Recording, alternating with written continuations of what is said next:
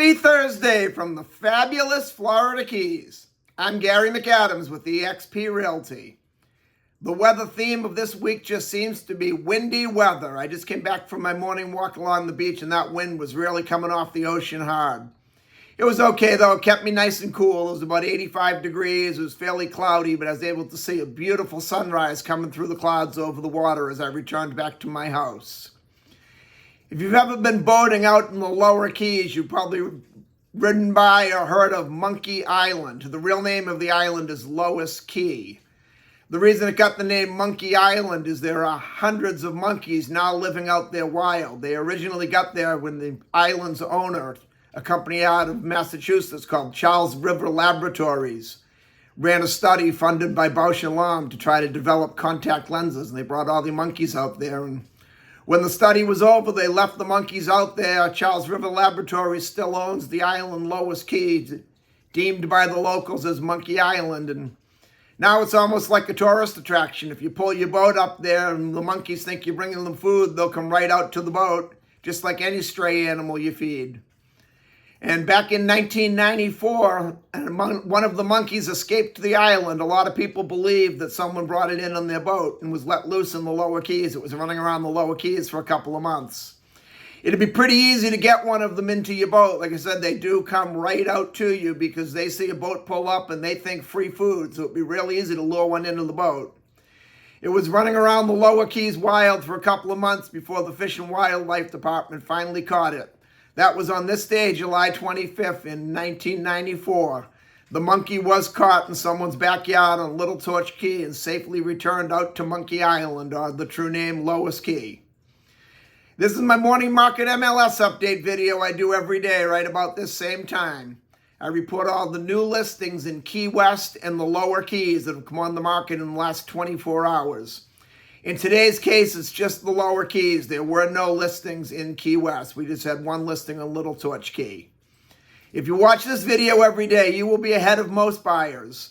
I find most buyers wait for a home to come on to Trulia or Realtor.com or Zillow or a site of that nature before they'll inquire about it. And the problem they run into is by the time Zillow puts a house live online, it's usually been on the multiple listing service a couple days and all the good deals are already under contract. If you watch this video every day and you see something you like, you can call me right away. We'll make an appointment to go see the home. And if you like what you see, we'll write up a contract and have you under contract before most buyers ever even knew the property was for sale. You can also get a much more detailed description of these listings, including photos, if you follow my blog, keywestinvesting.com. I update that from the multiple listing service every day as well. I'll put the web address in the description below. There's a lot more information on the homes in the blog, a lot more details, any unique features the home might have, things like room descriptions, room dimensions, photos of the inside of the home, photos of the outside of the home.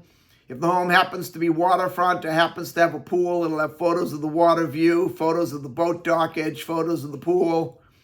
It's just a lot more information that I can cram into a couple-minute YouTube video. Again, that web address is keywestinvesting.com, and I update it every day with photos right from the Florida Keys multiple listing service. If you like this video, please let me know. Click that thumbs up, like symbol down below. Even leave a comment if you'd like. If you want to see more videos of this nature so you can stay current with the Florida Keys real estate market and know what's being listed every day at what price, please subscribe to my YouTube channel. I do a video just like this every morning. As I mentioned earlier, we only had one new listing come on the market today. Before I give you the information on the listing, the state of Florida's legal department makes me cover the boring stuff. The information I'm about to give you comes directly from the Florida Keys multiple listing service. I'm not accepting any responsibility for this listing in today's case. Normally I say any of these listings, but today is only one. I'm not claiming it to be my own listing, and I'm not accepting any responsibility if there's any inaccuracies in the information I give you. I'm simply reading it to you right from the Florida Keys multiple listing service.